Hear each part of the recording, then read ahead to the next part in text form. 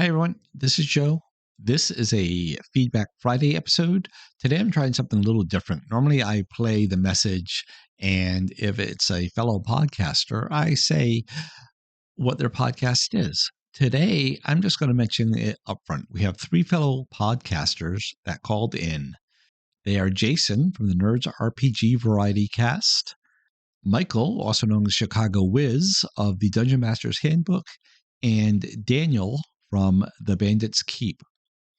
All three of these are excellent podcasts. I'm not just saying that because you're calling into my show. I really believe that. I'm subscribed to all three of these, and I think they're great podcasts.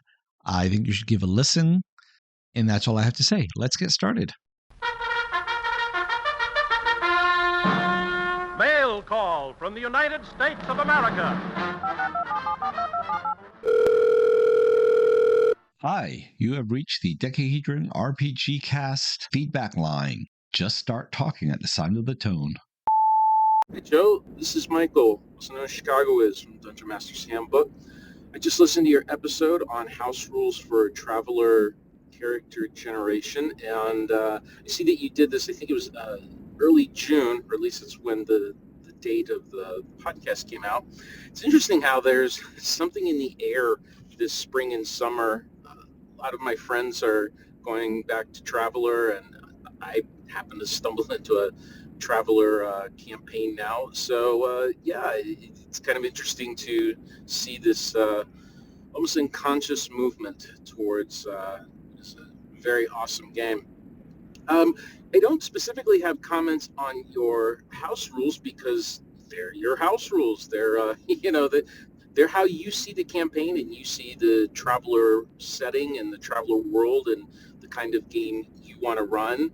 I love Chargen, even with all of its warts and flaws from the Three Little Black Books, because it does something that I think a lot of other older games don't do, and I think it does it a little bit more simply than the newer games, and that is to allow you to build a backstory at the same time you're creating a character, and the two are interwoven. This is a little comment. I don't want to go into a lot of detail, but I just find that so fascinating. I also find it fascinating that if you're going to create your own setting, not use the Traveler implied Third Imperium setting, Chargen is something where you can really introduce that setting to your players, and they're going to get a feel for it right away in what kind of services you use, what kind of skills you have, what kind of tweaks or differences you do on Chargen. I'm running a Battlestar Galactica setting and I'm using the original 1977 Three Little Books with no supplements or anything. And it's worked really well. I'm going to have a podcast episode coming out where I talk about my Chargen and the various things. But I think it's fascinating how this little mini game just continues to live on, not only in kind of like mythology, but actually really work and has great lessons to teach gamers and designers and players now. Anyway, that's it. Very cool. I'm looking forward to listening to your upcoming Traveler episodes, which I have queued up. So game on. Hey, Michael, thanks for that call. Yes, Traveler does seem to be in the air. I heard it on your podcast. I heard it on somebody else's as well. So I don't know what's happening. In my case, it was because, let's go back a little bit. My oldest daughter is Heather, and I had her on the show when she first started gaming. She came to gaming, later in life. And Jason wrote in and said, it would be interesting for you to have her back on the show in like 6 months. And we can see where they've gone, with gaming. And so she was on. In that time, her husband, Keith, joined us. And we sat down at the table because they were actually up here visiting me. We went to the Strong Museum of Play. We saw the D&D exhibit. Kind of cool. Actually, D&D's like in a couple places there because it's also in the Toy and Game Hall of Fame. But anyway, and one of the questions I asked during that interview was, have you tried anything other than Dungeons and Dragons? And they tried to say yes, because they said, yeah, we played Pathfinder. And what was that thing that you ran for us? Which was White Box. And I was like, yeah, I mean, they don't say Dungeons and Dragons on the label, but those are both still Dungeons and Dragons. So I offered to run something for them. I wanted something classic, but something very different from just Dungeon Fantasy. And so I went to my true love of a classic space opera type game, which is Traveler. And so that is why it's in my mind right now, because I'm doing all this work to prepare an adventure for them. And, we made their character in an episode that you might not have listened to yet. It was an episode that came out about a week ago. James, one of my guest hosts, and I sat down and generated a character for him, and we did it as a kind of an actual play. So yeah, Traveler is in the air. You said that you love the Traveler character generation method because it gives you that built-in backstory, that character history. And I agree 100 million, 80%. And in fact, one of the episodes I have scheduled to do at some point in the future is just like James and I sat down and generated a Traveler character for him. We have planned to sit down and generate a D&D character, OD&D, using some rules I developed that mirror the Traveler rules, but for OD&D. So, spoiler, that's coming up sometime in the history. Sometime in the history. Neat, I have a time machine. That's coming up sometime in the future. You also mentioned, when you're doing your own campaign, if you're not using the Third Imperium, I don't. Daniel, I know, isn't a fan as either. Yeah, so you say the services that you use. I actually have a service called the Imperial Stewardship Service, which is kind of like our wildlife rangers of today, our, parks and natural resources service. And if you've listened to the James character generation episode, you'll see that what he rolled, the tables we used in supplement 4 were the tables for pirates. But what his history really says that he was a repo man. Yeah, there you go. Finally, you mentioned Battlestar Galactica. I knew that because I listened to your show. So I knew that you were doing Battlestar type stuff with Traveler. I am a huge, huge Battlestar fan. I was going to say more so the 1980s series than the newer one, but it's not a slam dunk there. There's actually bits and pieces I like better from each of the other. I was sad that the Ships of Light never showed up, or Count Ibley in the newer ones. I hated, absolutely hated, positively hated the way that they ended the show. I disliked the fact that Ronald D. Moore really had no idea what was going to happen. So anytime you're watching, I'm one of those people, you watch a show and, oh, they said this. These are some clues. It could mean this. It could mean that. In reality, it didn't mean anything because he didn't have anything that it could mean. So it couldn't be foreshadowing anything. It couldn't be a hint because he didn't know what it was going to be hinting about. On the original, there's a lot to like. Dirk Benedict, you can never go wrong there. Losing losing the Daggett probably wasn't much of a loss. I'm okay with that. Yeah, anyway, this isn't going to become the Battlestar show. Other than to say, if you listen, I don't know the episode number, probably a couple months ago, I did an episode called Where Do You Begin? Or Where Do I Begin? The theme of the episode is Where Do You Begin an Adventure? Battlestar is actually the impetus of that question because I love the Battlestar storyline so much that I use it all the time. A lot of time I recast in fantasy. Sometimes I keep it in space, but I never use like the 12 colonies and everything. I use my own universes, or like I said, if it's in fantasy, it's just on a fantasy world and it's demonic invasions or barbarian races instead of Cylons. And it all works equally well. But anyway, big Battlestar fan here. Thanks for the call. I better move on. I could talk about this all day. Thanks again. Hey guys, Jason here. Really enjoyed the Traveler character generation episode. It was looking kind of dim there in the beginning. Not making it into Hunter, not making it into Barbarian. but it turned out to be a darn good character. And that's why you always want to follow these things through to the end. So great job. Thanks for putting it up.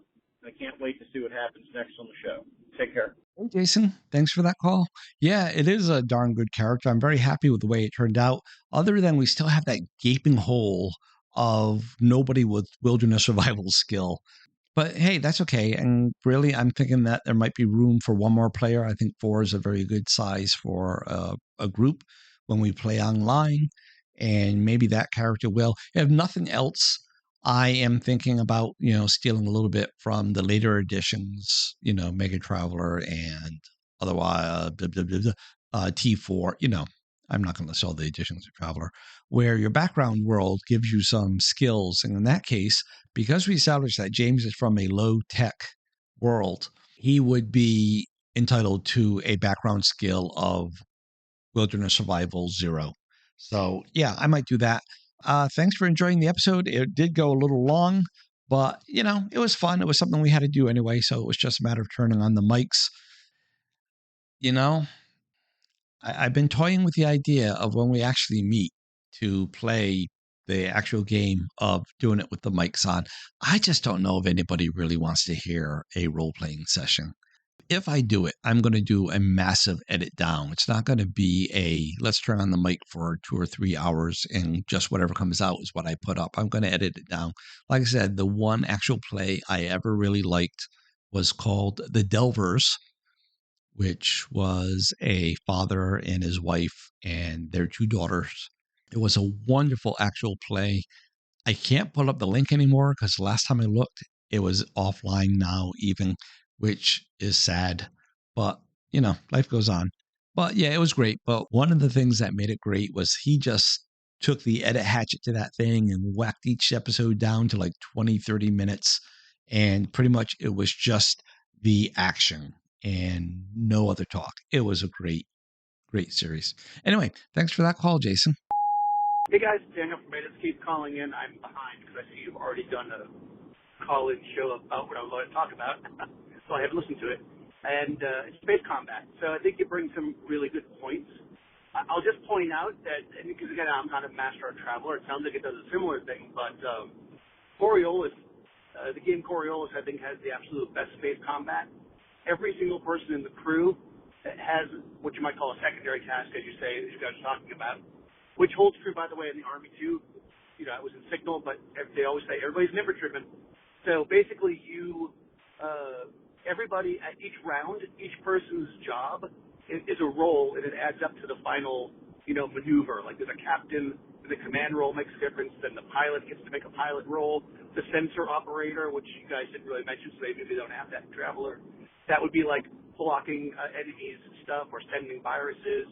Then you have somebody who can do ship repairs and also computer repairs. So there's lots of things you can do. And what Coriolis does, as far as the thing you mentioned, is you do have individual guns, but you can also buy AIs for the ship. And the AI is not usually that good compared to like a player character, obviously, but you could have like one of your characters shooting the main gun, and then the AI shoots the other guns, not quite as effectively. And for that, I usually just have the gunner roll at the same time. It's not like that long to take an extra roll. As far as the medical person not doing anything, then I think that's totally fine that somebody doesn't do something if the ship is big enough. But I think if you're talking Firefly, everybody should be doing something. It could be any number of things, running back and forth, just putting out fires, whatever it might be. And again, Coriolis has rules for that. So if Traveler doesn't and you want to kind of look at a system that does, then check out Coriolis. It's a really cool system. Anyways, I will get back and listen to your last thing, which sounds like you're talking about anime from the 80s or maybe 70s, which I vaguely remember as a child, so I'm very interested. Hey, Daniel, thank you for that. Coriolis, I've never even heard of it, so I have written that down. I'm going to try to remember to look that up when I'm done recording. About 50-50 shot that I'll remember there, though. Yeah. Sensors, you are right that Traveler does not have like a sensor operator thing. When I played GURP Space, that was always a position. I had sensors versus ECM and stealth suites and stuff like that. In the episode that you listened to, my notes originally called for another type of campaign called Run Silent, Run Deep, and it was all about that. I think I might have even mentioned that there. The other thing you said, well, actually, when you're describing the Coriolis combat system, it sounds like it's very cascadey, that everyone does all these roles and it comes down to one final roll at the end. Because he made that roll, you get a +2. And because he made that roll, you get another +2. Oh, she missed that roll. You don't get whatever. I've done systems like that in the past. I'm not a big fan, but I'm still going to check it out because I could be wrong that that's what it is. The other thing you said is each gun has its own gunner. And if you don't, you can use the AI. What I briefly did in Traveler was I did kind of the same thing, except I had them actually be robots, had them actually be droids. And it dawned on me that be it a droid or be it an AI, either way, you are breaking the Asimov laws of robotics from iRobot and all that. And so for that reason, I am opposed to that. However, I will say that by allowing that, you have the setup for Traveler, the new era. And you said you're not a big Traveler. What's the word I'm looking for? You said you're not a big Traveler expert. There we go. So I don't know if you're familiar with the new era. The new era is the only version of Traveler where I like the campaign world. That and the 1977 rules because, they don't have a campaign, which is the way I feel it should be. Anyway, in Traveler, the new era, well, okay, so let's go in the beginning. Traveler 1977, there really is no background, but as the supplements come out and everything, and we move into Traveler 1981, we get the idea of the Third Imperium and the Zodani and the alien races of the Aslan, the Vagar, and all those things. The Dryome. Dryome? I was never sure how to pronounce that.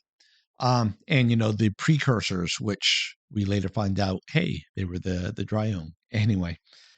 In Mega Traveler, they have a civil war, right? The empire is collapsing in on itself. There's a civil war inside the empire.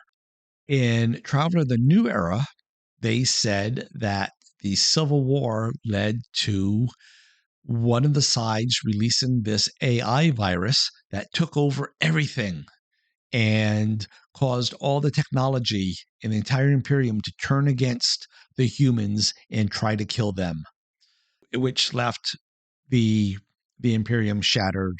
And in the new era, you're in one of several possible factions trying to rebuild it or trying to avoid it being rebuilt, whatever. What GURPS Traveler did, a side note, is that they just did a retcon and said, nope, that whole assassination of Emperor Stefan, that led to the Civil War, never happened. So yeah, they just retconned that all away. But yeah, the new era, I love the new era because again, I felt like it could be my world again instead of GDWs. And AI gunners would definitely let that happen rather nicely. It also gives you a situation much like the Cylons for Battlestar Galactica, just to tie it in with the last call. Okay, now I'm going to have to apologize to you, Daniel, because you sent me 2 messages on this topic. Actually, you sent 3, but I haven't played the third one yet.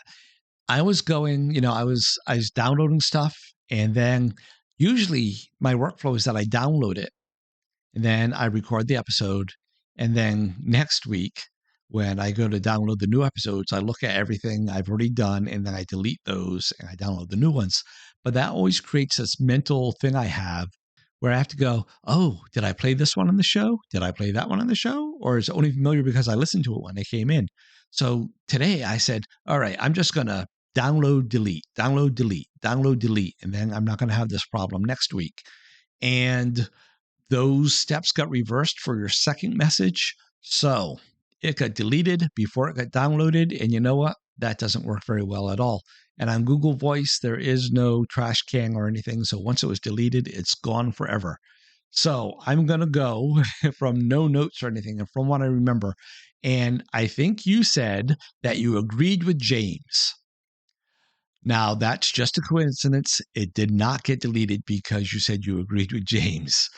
But I think you said that you agreed with James that 4 or 5 fighters would not be enough for a mini carrier for a campaign, that you felt that there would need to be more. And maybe it's the word fighter that has you hung up. Maybe if I just said ships and they were very AI ships, would that help?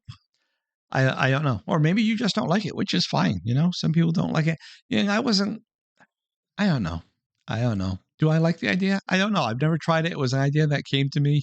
I think if you did it using Big Eyes, Small Mouth, where everybody gets to create their own ship, their fighter, in quotation marks.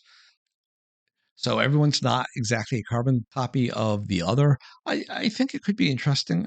I would have to try it before I knew for sure, though. Anyway, thanks for the call and for the other call that got deleted. And I'm so sorry that got deleted.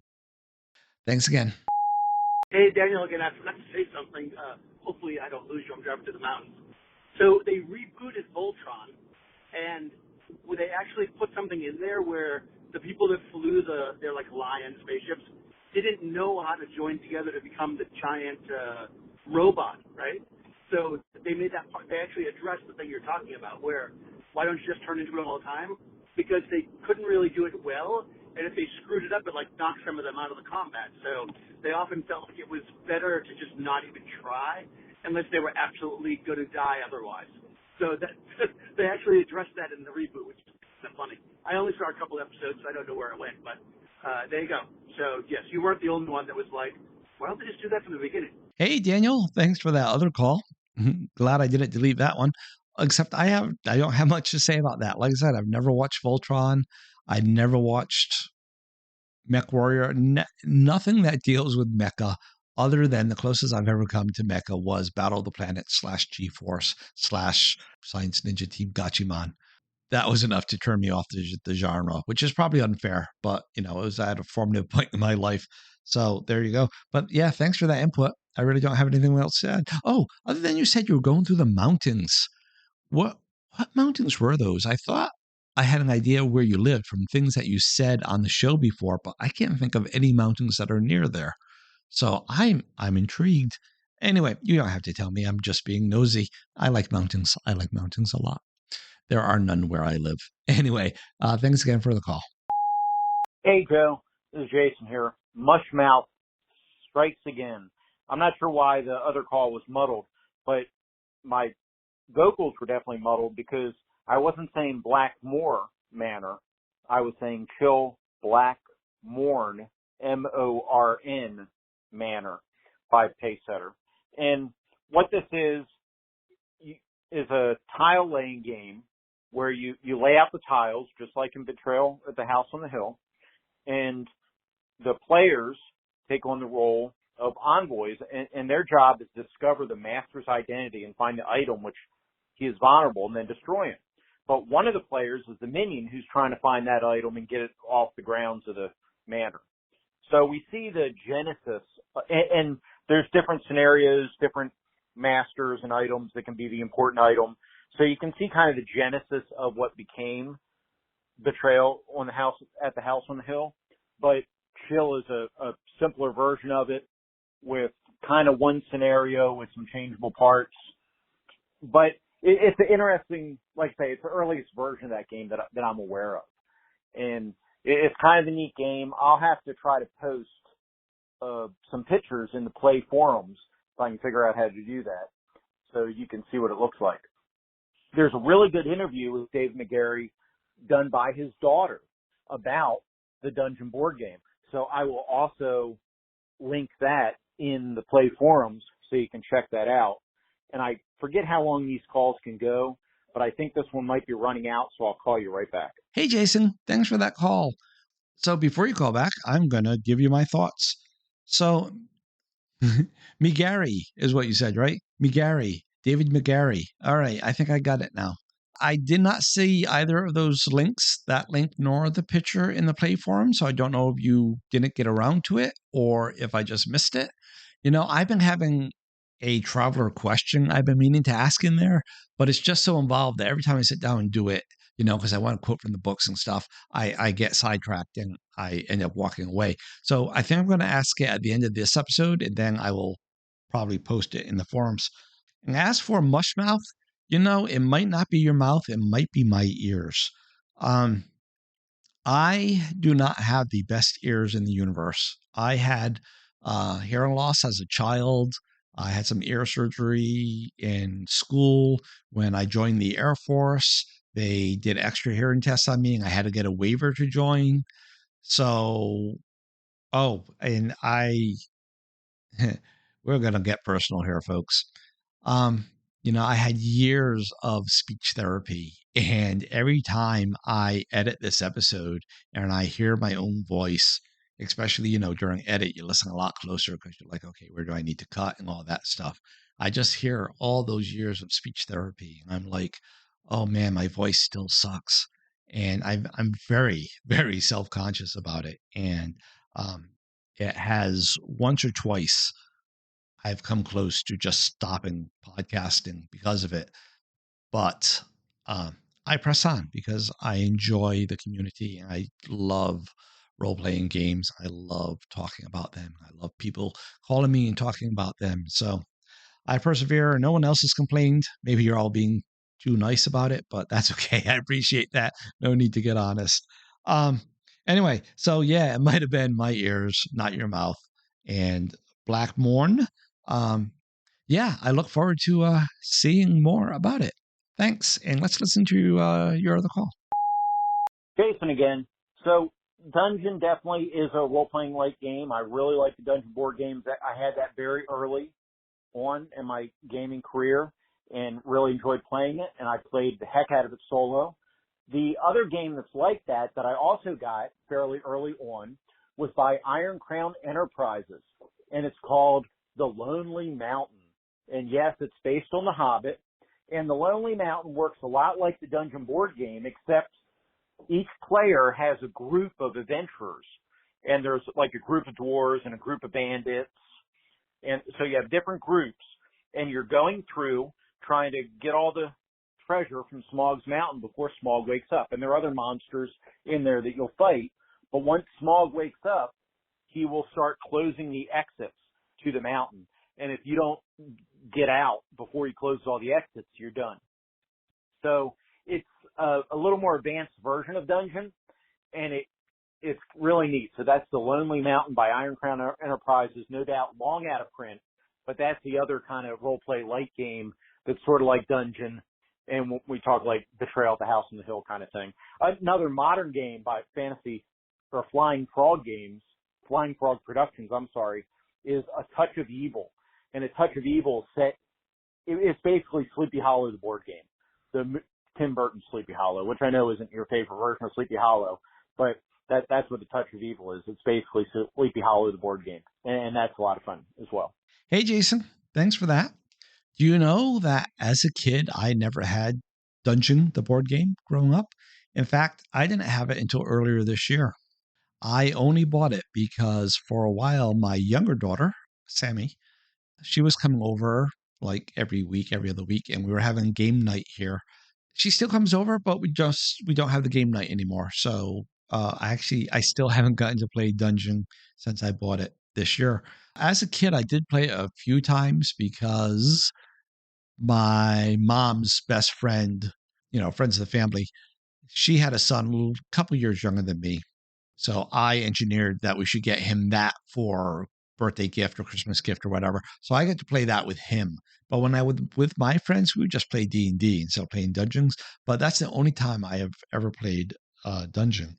The Lonely Mountain sounds more complicated. I'm not a fan of complication unless it adds more fun. Does it add more fun? Question mark. A Touch of Evil. Yeah, they both sound interesting. I will have to look them up. Thank you, sir, so much for that call. Hi, Joe. It's Michael, also known as Chigowiz. Hope you are having a great day. I'm catching up on your episodes, and I'm listening to your feedback where you were talking about swords and spells, the supplement, I believe it would be supplement number 5 of original Dungeons & Dragons. So I have played Swords and Spells. I went through a long holy grail search for a mass combat system that I could seamlessly use between role-playing sessions and sessions where we needed to fight large battles. Spoiler alert, Swords and Spells wasn't it. It is very tactical. I think the reason it doesn't get a lot of press is because one, OD&D mentions chainmail by name, and so there's a certain cachet, I think, with doing the doing the thing that came before and doing the thing that's named. My take on Swords and Spells, it's a perfectly serviceable and can be fun miniatures game.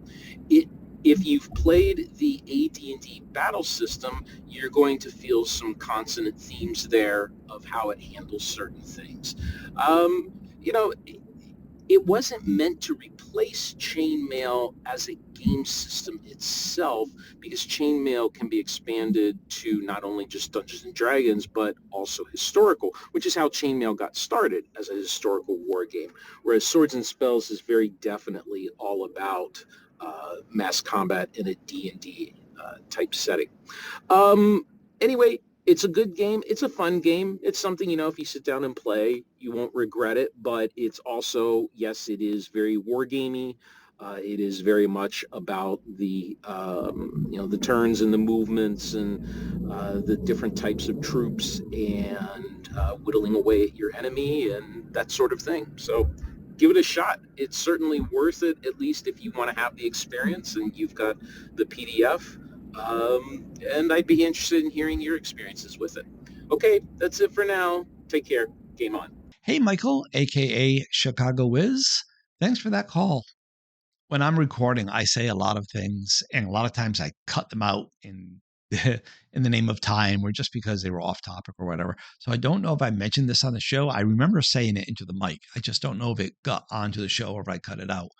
But I had made a blog post on my blog, The Vagabond GM, a few months ago, and Michael replied to it. So I sent him an email, or was it on the thing? Anyway, and I said, "Oh, Chicago. I used to live in Chicago." And it turns out that, like, when I say I lived in Chicago, I didn't really live in Chicago. I lived in one of the suburbs, really far away from Chicago. In fact, I was about the same distance as Milwaukee. Yeah, from Milwaukee as I was from Chicago. Anyway, so I said, "Yeah, I used to live there. I used to live in this little village, right?" So in Illinois, you have the state, and the state's broken down into counties, and those counties then have cities or towns, and the towns will have villages. And so, I said, I lived in this particular village, which I have no problem saying, except that it turns out that that is exactly the same village that Michael/Chigowiz lives in. And I mean, it's not a huge village. So, we talked about exactly where we lived. And like, as a crow flies, I don't think there's even a mile between my old house and his house. So that was just kind of mind blowing and, small world type stuff. But anyway, thank you very much for that summary of Swords and Spells. I like to call it the Forgotten Supplement. Not only do I have the PDF, I think I might actually have a print copy. I'd have to go through my stack to look. Yeah, I might actually even have it in print. But yeah, it's just one of those things.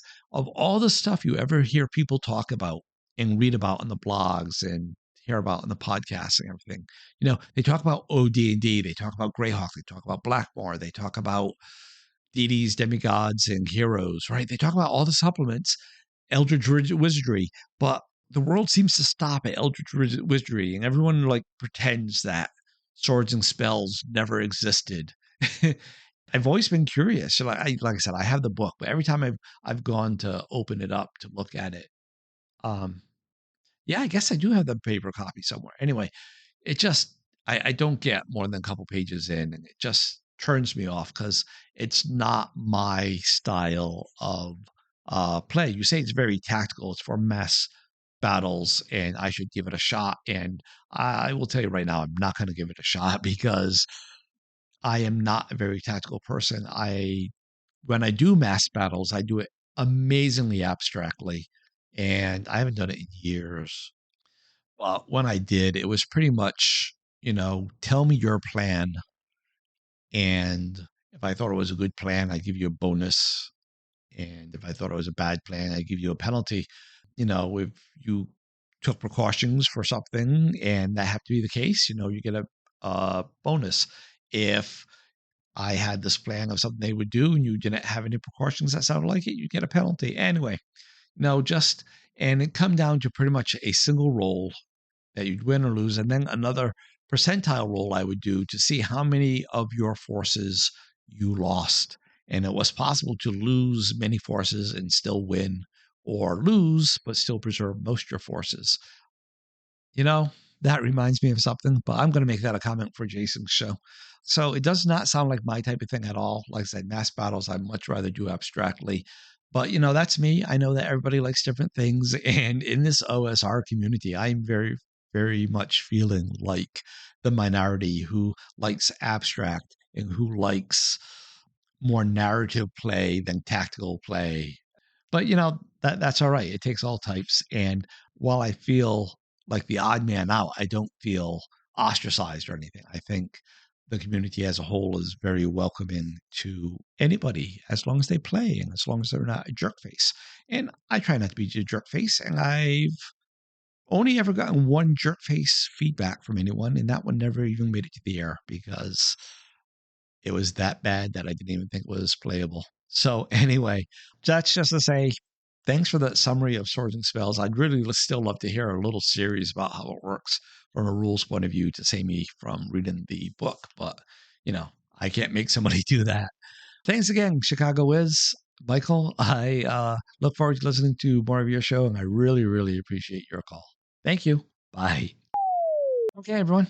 That wraps up this week. We had, what was that, 6 calls? Actually 7 if I didn't lose that one from Daniel. Sorry about that again, Daniel. And that's great. I love it. Keep them coming. I think I already have like 3 or 4 stacked up for next week's episode. Although next week, I think will probably be the prize giveaway episode. So I'm not going to harp on the prize again. I just did a little episode that released on Wednesday, not an episode, but a little reminder to get in your entry. So you have until Monday. This is going out on Friday. So, 3 days if you listen to this when it drops. Favorite hard sci-fi, and I'm not going to be a stickler for hard sci-fi. If you can justify it, that's okay with me. When I say what mine is, I'm fully expecting someone to say, that's not really hard sci-fi for this reason. I think it is for these reasons. I'll be justifying that. I'll be doing the reveal when we pick the winner with my special secret guest host for that one. I said I was going to ask a Traveler a question, so I'm going to ask it here, and maybe that will inspire me to finally post it on the playboards. In Traveler, for my Traveler fans, in the 1981 rules, when you develop an animal encounter, it says, determine their damage up front and say it's 11 points of damage that they do during an attack. That's what they do every attack. You never roll for it again. It's meant to speed up play. Awesome. Great. But in the combat section, it says that each die of damage you take gets allocated to one of the stats at your choice, other than the first round of combat. Yeah. We're not talking about that. So if the damage is 11, normally that would have been like on 3 dice, or maybe 2 dice, a 5 and a 6, but probably 3, and you got maybe like a 3, a 4, and a 4, right? And so you say, okay, take the 3 off my strength, the 4 off my dex, and the other 4 off my endurance, or however you wanted to do it. But it's not 3 dice, it's just 11. So strictly, rules is written because you take each die of damage off of a given attribute, and because there are no die of damage, I guess an animal encounter does 0 damage. If it hits, you don't take any damage. Rules is written, right? That's how it would be. Clearly, that can't be right, right? So what are you supposed to do? Are you supposed to take those 11 points and divvy them up any way you want? That would make sense if you go by the 1977 rules. it says that, you take each die as a separate group around wounds against one attribute, and then any remainder you divide any way you want.